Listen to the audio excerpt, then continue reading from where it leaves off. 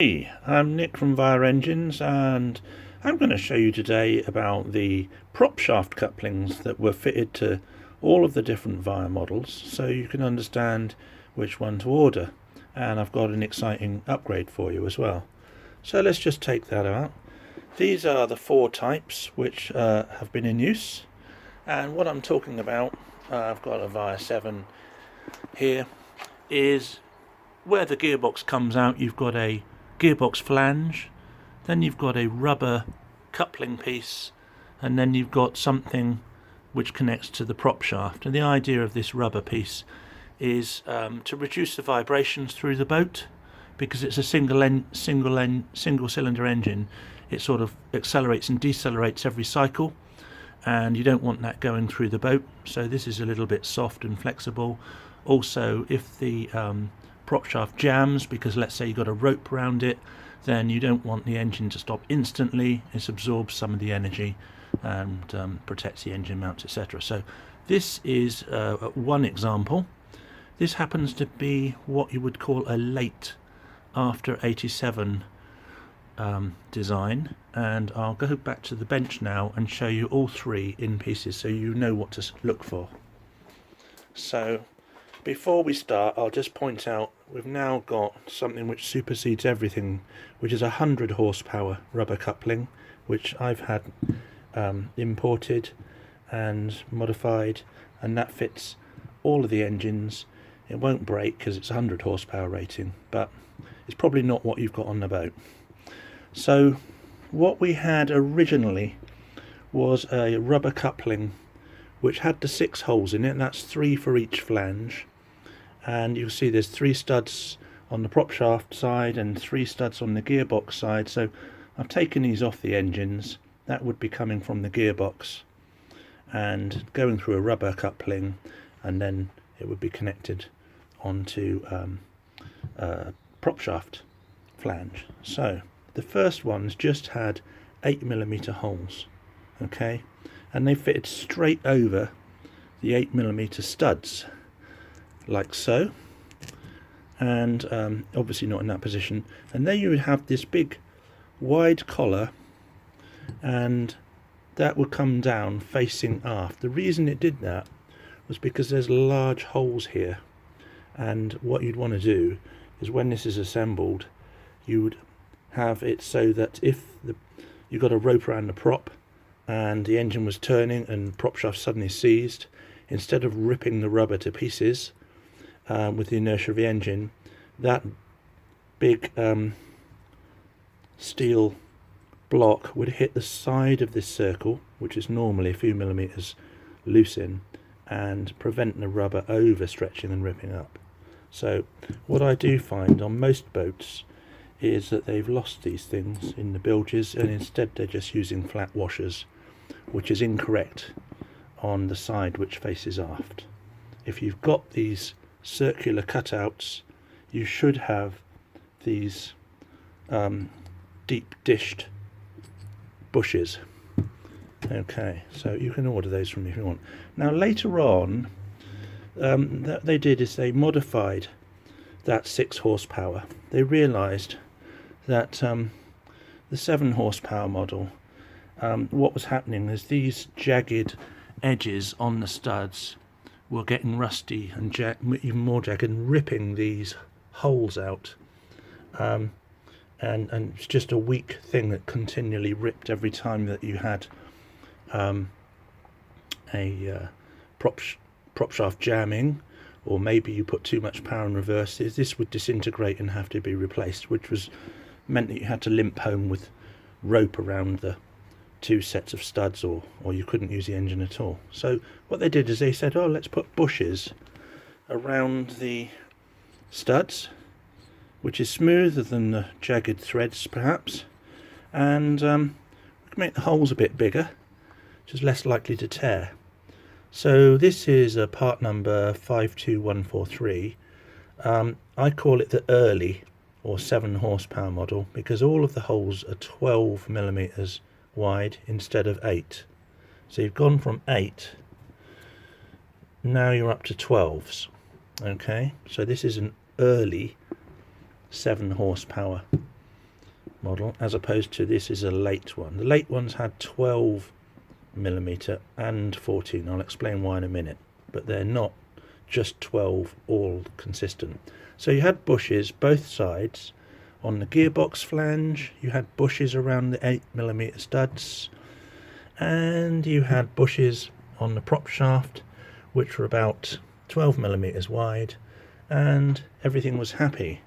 Except the problem was, when you put these engines into full power reverse, what it did is there was nothing to stop the two half stretching, so the prop shaft would be pulling on these three holes and the engine would be pulling in the opposite direction this way, and it would deform this into some cornflake shape and rip it. And I've had a load of examples I've thrown in the bin where you can see here it's already starting to go on the edge, and that's because it cannot cope in reverse at full power. I've had these break myself. So then you come to their next level of design, which I don't think was a good one. I call a late. That's a 71043. I'll show you the manual in a minute, which is not as good as this video. This late model had two different types of holes, 3 of 12 and 3 of 14mm, okay, and they fitted onto all of the 12 horsepower engines and the late 7 horsepower engine, which was after 1987. So if you've got a Denmark plated engine that the first two digits are over 87, it should have this if you haven't upgraded. So what they did here to stop this tearing the two flanges apart, and says, oh, I know, what we'll do is we'll make these studs, instead of 8mm, we'll make them 10mm, much longer, so they won't bend by being longer. That way we can pass them not only through the rubber coupling, but they'll be long enough to go through the prop shaft flange, and we'll put a plate on the other side of it.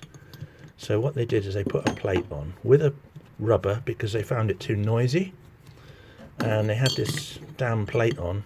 I'll show you in a minute. And then they put the nuts over that back plate, and that meant that the two parts couldn't tear apart because this coupling was still weak. In fact, it was weaker still because the enlarged holes were closer to the edge. You can see this one's gone.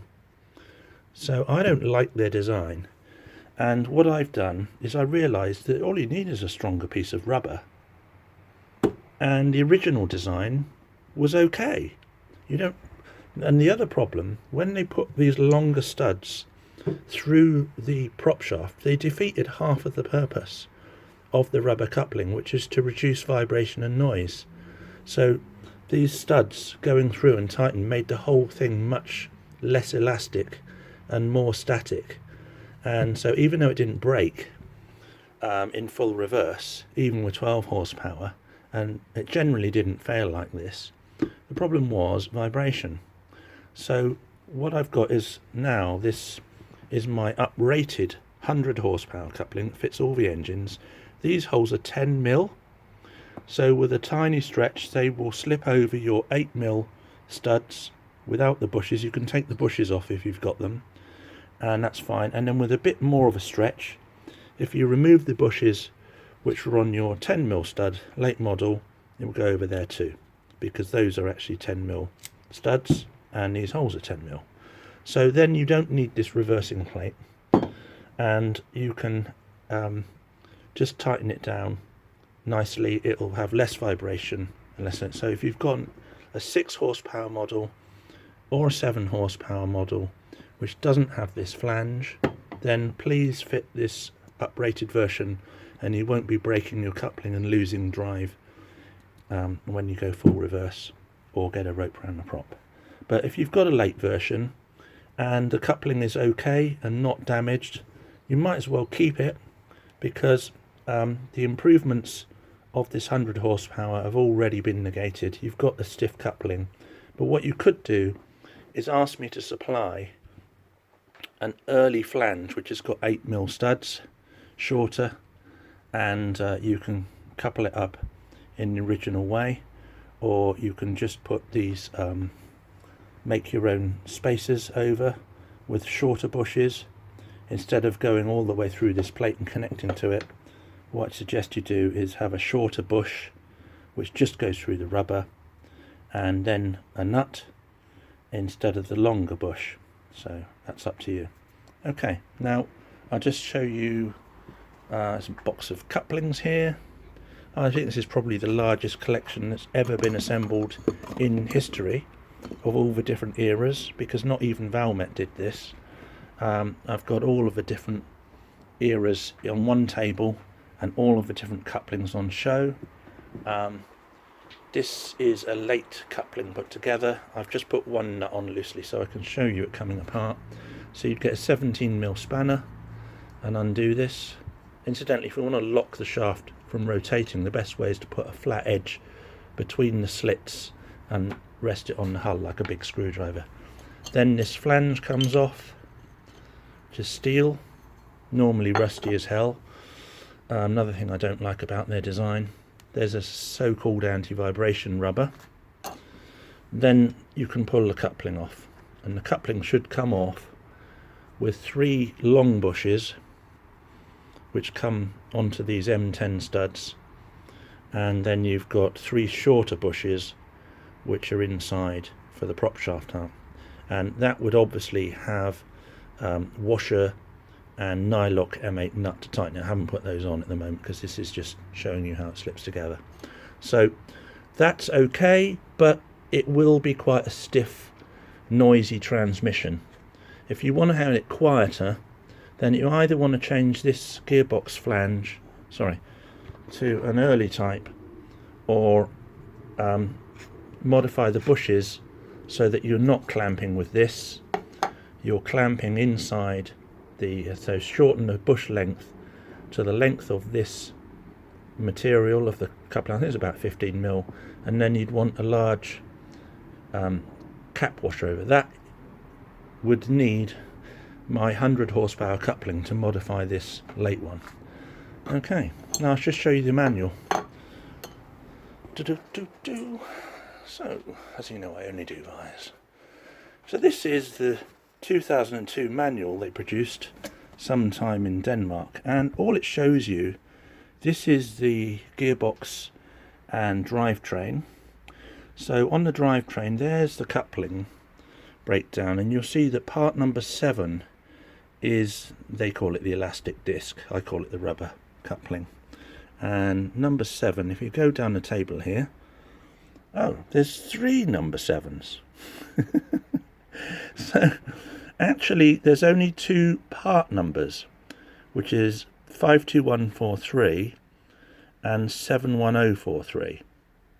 So you see the breakpoint is after 87, and the early ones were only fitted to the Vire 7, but the late ones, 71043, were fitted to the 7s and the 12s.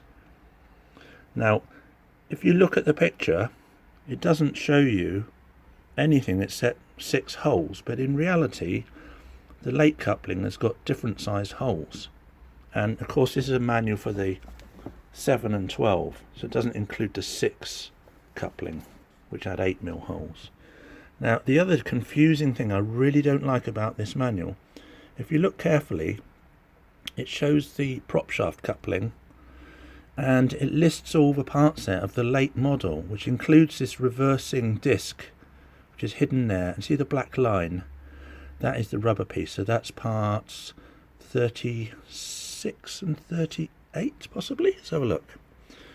36 support plate, 38 rubber plate. Yeah, so this is this 2 parts here, the support plate and the rubber plate.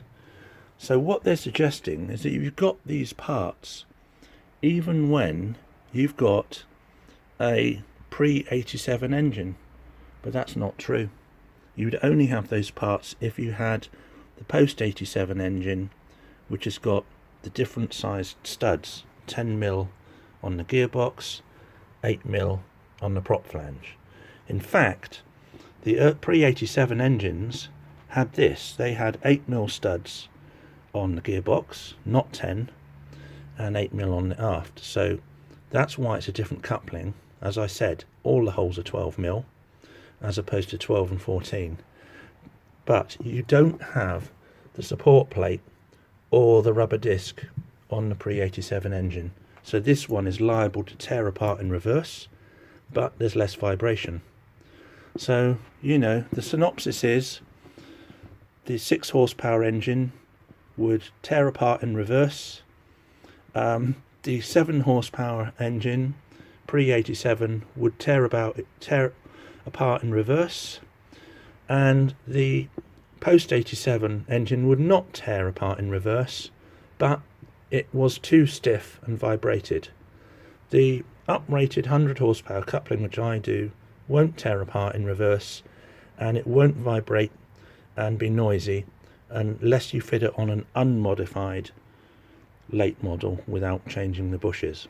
So we can upgrade all of the engines with one bush now, which is actually really good news. So instead of having to have spare couplings on board or some strategy if it breaks, you can just fit one and forget about it. There you go. So I hope you appreciate the video. It's the first time in history that this has ever been explained properly. I'm Nick from Vire Engines. Please support me because I'm supporting all of you. Thanks very much for watching, and Happy New Year.